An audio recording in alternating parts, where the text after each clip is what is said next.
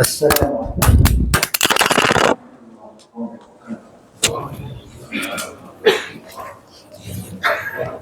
الله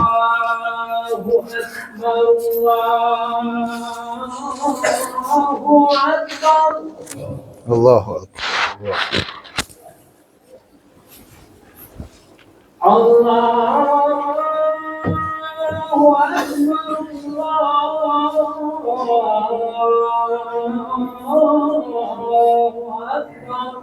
الله أكبر. أشهد أن لا إله إلا الله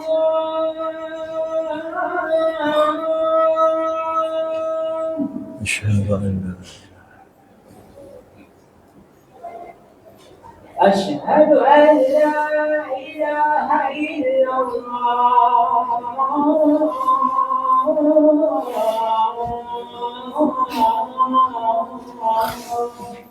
أشهد أن لا إله إلا الله أشهد أن محمدا رسول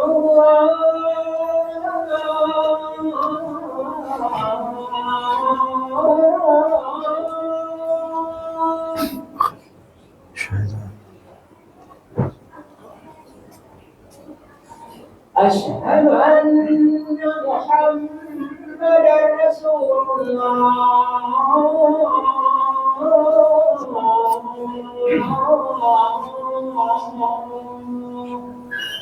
أشهد أن حي على الصلاة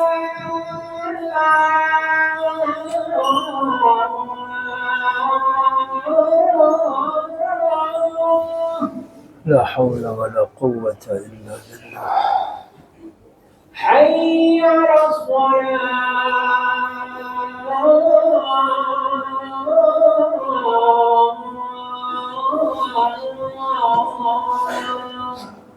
لا حول ولا قوة إلا بالله حي على الفلاح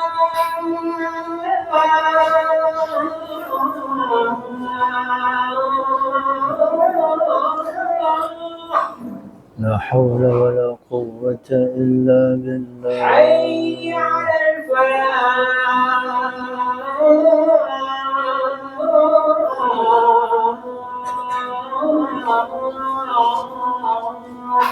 لا حول ولا قوة إلا بالله الله أكبر الله أكبر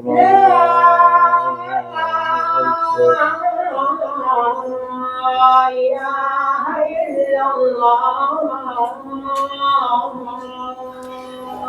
لا إله إلا الله اللهم رب هذه الدعوة التامة والصلاة القائمة آت سيدنا محمدا الوسيلة والفضيلة الشرف والدرجة العليا الرفيعة.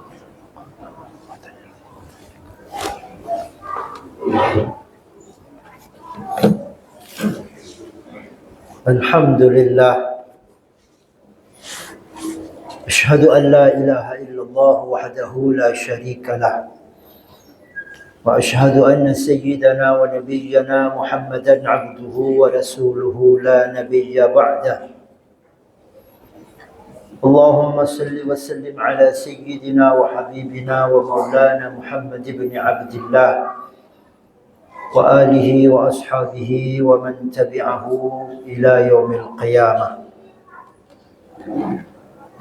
Kaum muslimin sidang jamaah Jumat yang dimuliakan Allah, marilah senantiasa kita selalu bersyukur kepada Allah Subhanahu wa taala yang senantiasa selalu menganugerahkan kita berbagai rahmat dan kasih sayangnya. Dan semoga dengan kita bersyukur, sayang dan cintanya kepada kita semakin besar, sehingga kebahagiaan yang sebenarnya, ketentraman yang sebenarnya diraih oleh kita semua sejak dari dunia ini sampai ke yaumil qiyamah nanti.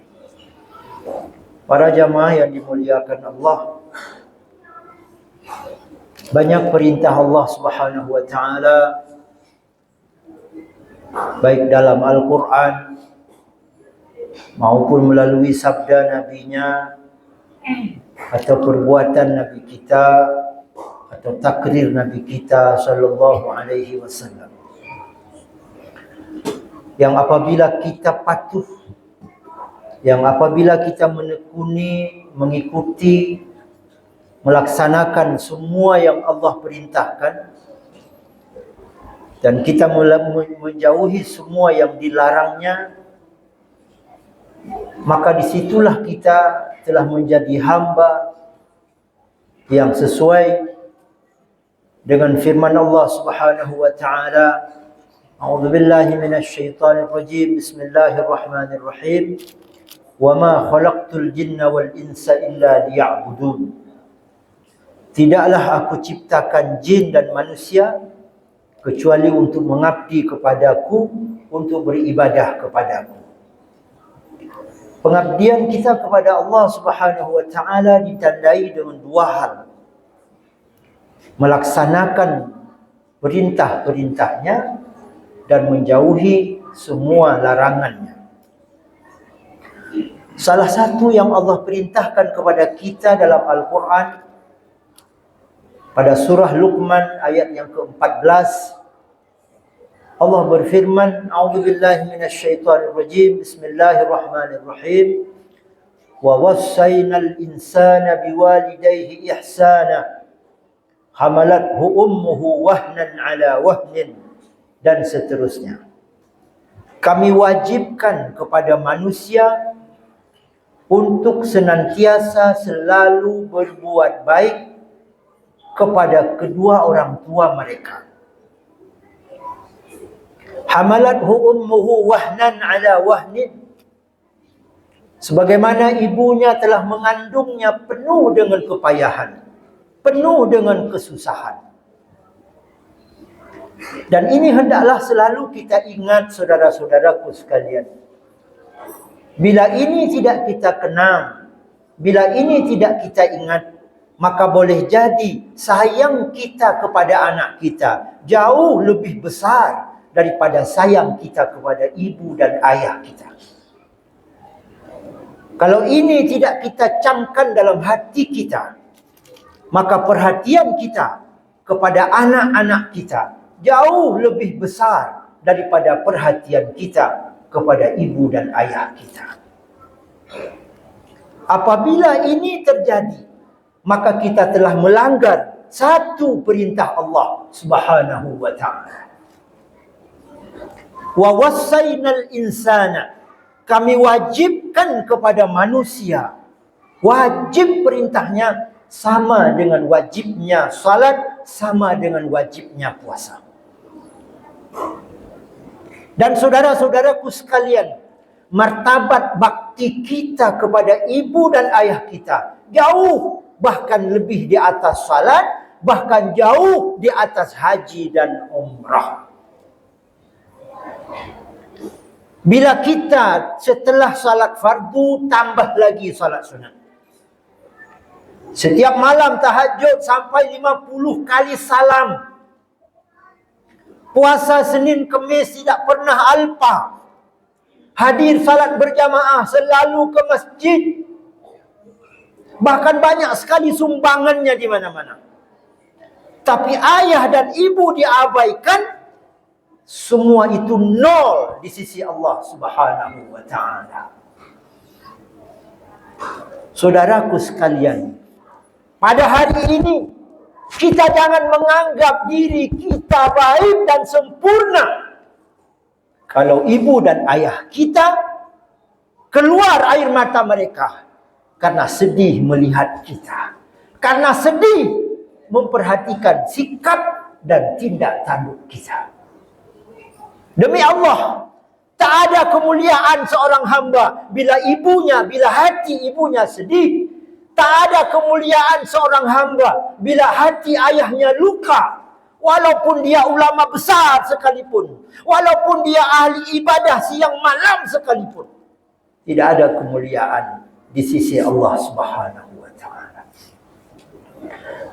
Saudara-saudaraku sekalian, melalui mimbar yang mulia ini, di hari yang mulia ini, kami mengajak kita semua. Ayo tatap bagaimana perhatian kita selama ini kepada ibu dan ayah kita.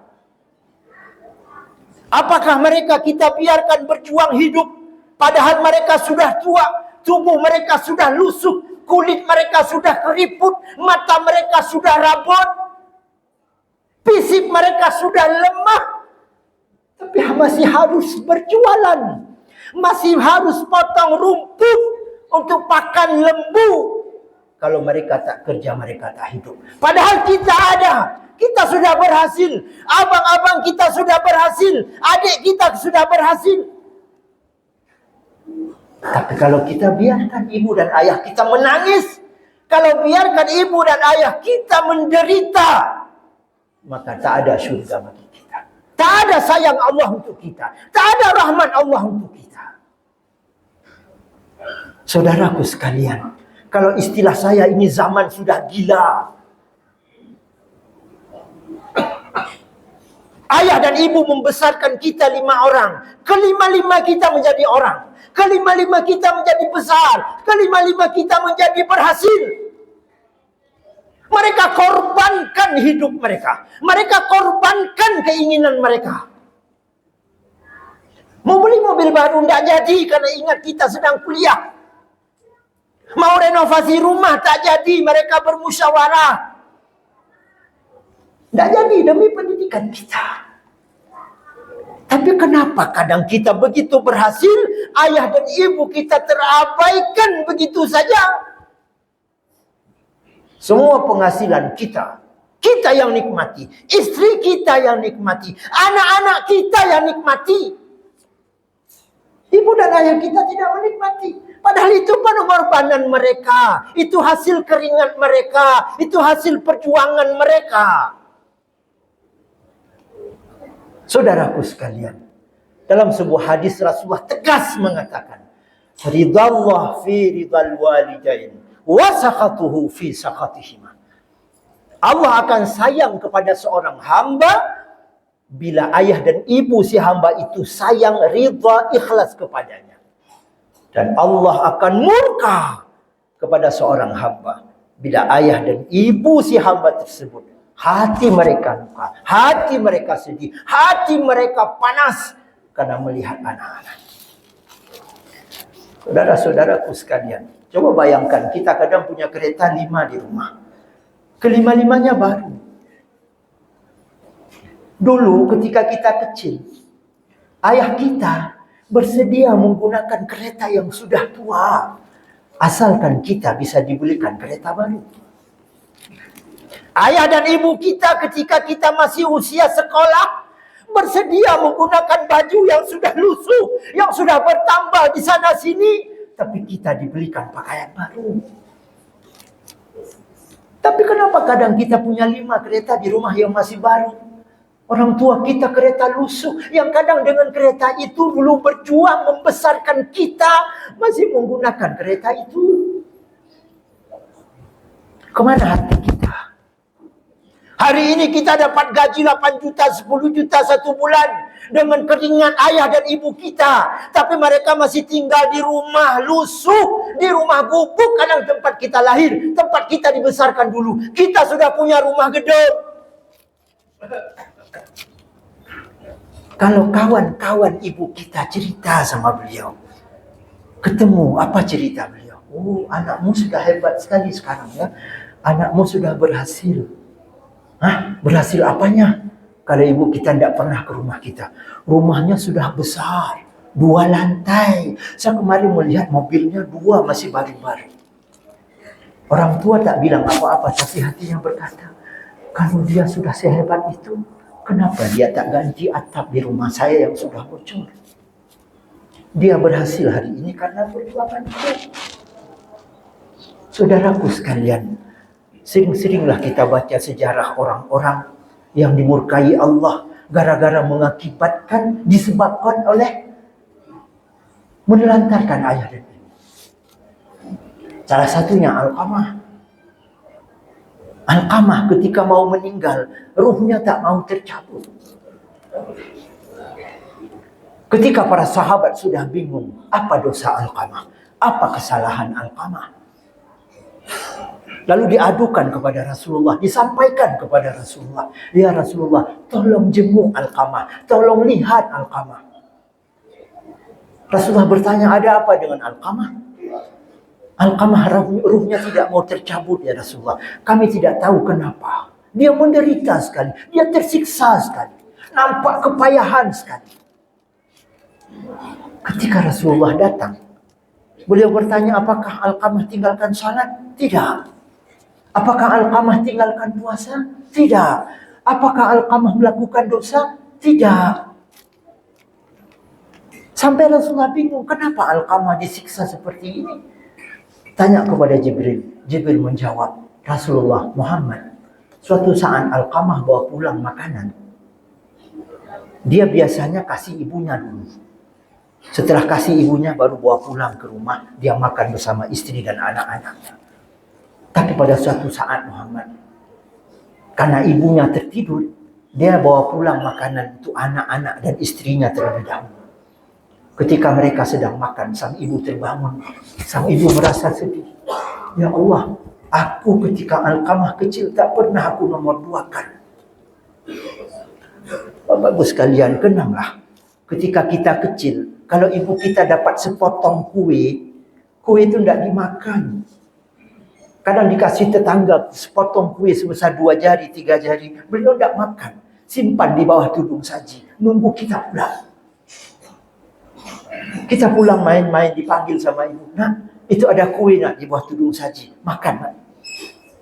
Mungkin kita bertanya, ibu sudah makan? Ibu berbohong. Sudah nak, ibu sudah makan. Enak sekali. Itu buat kamu ibu tinggalkan. Makan. Tapi ketika kadang kita ambil kue itu, kita makan, kita kunyah. Mulut ibu kita juga terkunyah-kunyah. Seolah-olah beliau makan kue itu. Beliau tak makan, berani berbohong demi kita.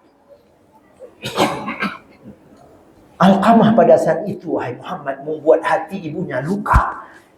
Ibunya berkata, ibunya membatin, ya Allah, aku tak pernah nomor 2kan Alqamah. Aku selalu nomor 1kan Alqamah. Biarlah aku lapar asal Alqamah kenyang. Ya Allah, tegur Alqamah. Apa teguran Allah? Nyawa Alqamah tak mau tercabut. Panjang ceritanya. Sampai akhirnya Rasulullah minta supaya Alqamah dibakar. Kemudian baru sang ibu memaafkan. Barulah Alqamah meninggal dalam husnul khatimah. Ayo kita bertanya saudaraku sekalian. Mumpung kesempatan hidup masih diberi oleh Allah. Hati ibu kita sedih tak mengingat kita. Kita peduli tidak sama ibu dan ayah kita. Kita hiraukan tidak apa kepentingan mereka. Kita peduli tidak kepada mereka. Atau setahun sekali kita datang. Jajan untuk anak kita setiap hari 15.000. Satu hari 15.000. 10 hari 150. 1 bulan 450. 10 bulan 4,5 juta. 1 tahun hampir 5 juta lebih. Tapi untuk ibu kita, menjelang hari raya Fitri datang sekali 50.000. Berapa jauh timpang. Kita ganti pakaian anak kita setahun 3 setel. Tapi untuk ibu kita kadang 2 tahun tak pernah ganti 1. Seperti ini balasan kita kepada orang yang telah berkorban sehingga kita seperti ini sekarang.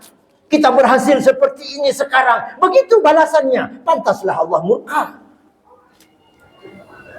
Saudaraku sekalian, sebelum ajal menjemput kita, saran kami, jumpai ibu kita, jumpai ayah kita.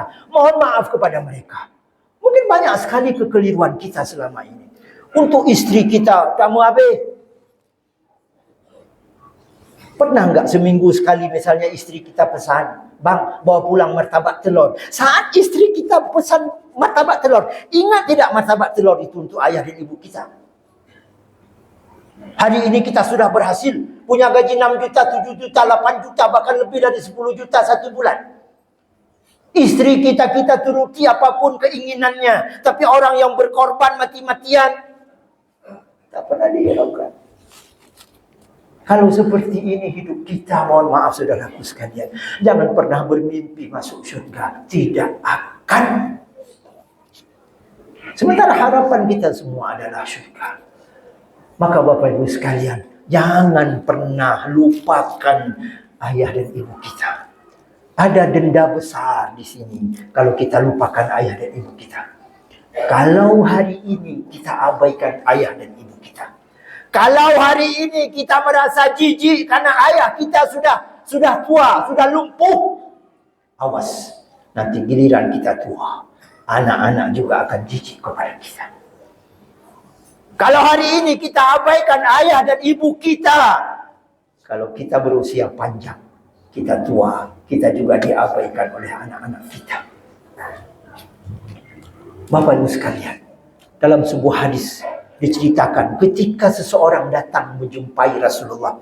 Ya Rasulullah, andaikan ibu saya sudah tiada, andaikan ayah saya sudah wafat, masih adakah kewajiban saya untuk berbakti kepadanya? Betul kata Nabi, belum hilang kewajibanmu berbakti kepada ayah dan ibumu, kalaupun mereka sudah masuk ke alam barzakh.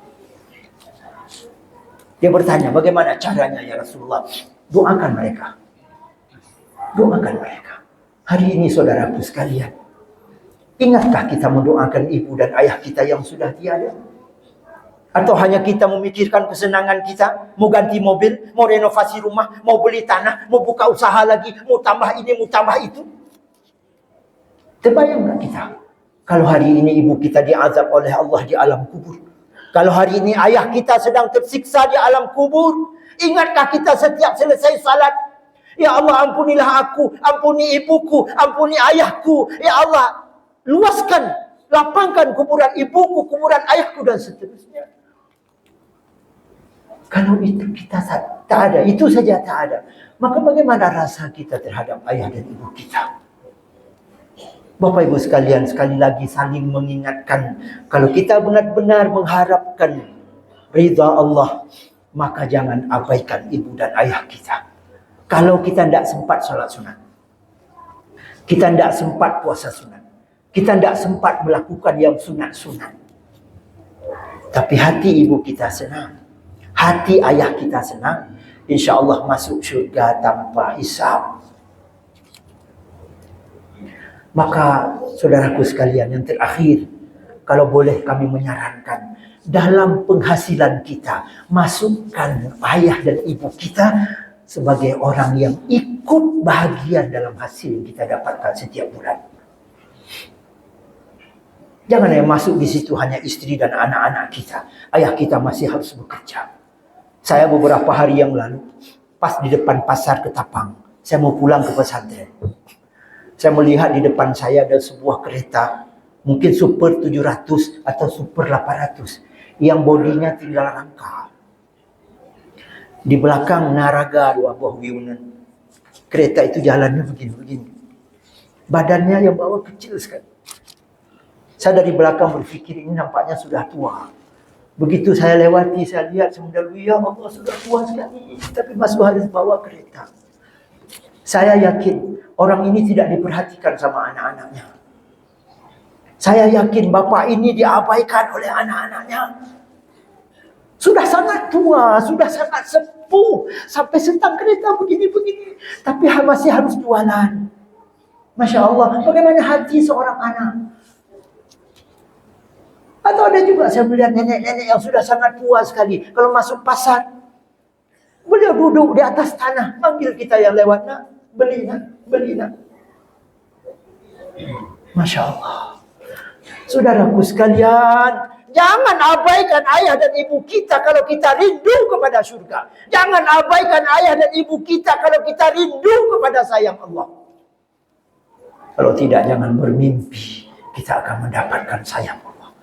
Semoga Allah Subhanahu wa taala berikan kita kesempatan untuk berbenah. Kalau orang tua kita masih hidup, datanglah dan jangan lagi abaikan mereka. Kalau kita ada 4 yang sudah berhasil, sampaikan sama ibu kita, sama ayah kita. Ayah jangan bekerja lagi, ibu jangan bekerja lagi. Mereka pasti jawab, lalu kalau kami tidak bekerja makan apa nak? Ayah, saya sudah berhasil, alhamdulillah. Abang juga sudah berhasil. Kami sudah sepakat dari penghasilan kami masing-masing 1 juta 1 bulan untuk ayah dan ibu. Kami 4 juta 1 bulan. Mereka senang, mereka bahagia. Insya Allah 2 tahun kita berikan. Mereka berangkat umrah. Siapa yang pertama mereka doakan sampai di sana? Kita selaku anak-anak mereka. Saya waktu berangkat haji kemarin, ada seorang orang tua, seorang ibu-ibu sudah tua, minta saya yang bantu dorong kursi roda beliau. Saya tanya, Mama sudah pernah ke Tanah Suci? Belum nak, belum. Mungkin usianya sekitar 80-an. Jadi Mama belum pernah haji? Belum pernah umrah? Belum. Oh, saya bawa masuk. Begitu masuk, Mak, sudah lihat Ka'bah, Mak? Belum. Mana nak? Itu Ka'bahnya. Apa doa beliau pertama? Ya Allah, anak-anakku, ya Allah, anugerahkan mereka sampai juga ke tanah ini, ya. Masya Allah, beliau tidak doakan beliau. Yang beliau doakan anak beliau. Ya Allah, anak beliau betul, ya Allah. Betul anak beliau, ya Allah. Setelah itu baru doa untuk beliau. Masya Allah, orang yang seperti itu mulia hatinya. Jangan kita abaikan, saudaraku sekalian. Mudah-mudahan kita bisa terus berbenah. Senangkan ibu kita, senangkan ayah kita. Dan yang paling akhir, anak kita belum tentu bisa membawa kita ke dalam syurga. Keluarga kita belum tentu bisa bawa kita ke dalam syurga. Tapi ibu dan ayah kita pasti bawa kita ke dalam syurga. Kalau mereka senang, kalau mereka bahagia. Maka saudaraku sekalian, marilah kita berbenah. Semoga Allah Subhanahu wa taala berikan kita kesempatan untuk terus bisa bertaubat, bisa memperbaiki diri. Jaga hubungan kita dengan Allah, jaga hubungan kita dengan kedua orang tua, jaga hubungan kita dengan siapapun di dunia ini. Semoga Allah selalu ridha dan sayang kepada kita, dijauhkan kita dari berbagai azab dan kemurkaannya, dimasukkan kita ke dalam manusia yang mendapatkan rahmat dan syurganya. Amin ya rabbal alamin. Alhamdulillah wahda. Ashhadu an la ilaha illallah wahdahu la syarika lah. Wa ashhadu anna sayyidana wa nabiyyana Muhammadan abduhu wa rasuluh. La nabiyya ba'dah. Allahumma salli wa sallim ala sayyidina wa habibina wa maulana Muhammad ibn Abdillah wa alihi wa ashabihi wa man tabi'ahu ila yaumil qiyamah. أما بعد فيا عباد الله أوصيكم وإياي بتقوى الله وطاعته لعلكم تفلحون. قال الله سبحانه وتعالى في كتابه الكريم وهو أصدق القائلين. أعوذ بالله من الشيطان الرجيم. بسم الله الرحمن الرحيم. والعصر إن الإنسان لفي خسر إلا الذين آمنوا وعملوا الصالحات وتواصوا بالحق وتواصوا بالصبر. بارك الله لي ولكم في القرآن العظيم ونفعني وإياكم بما فيه من الآيات والذكر الحكيم وتقبل مني ومنكم تلاوته إنه هو السميع العليم.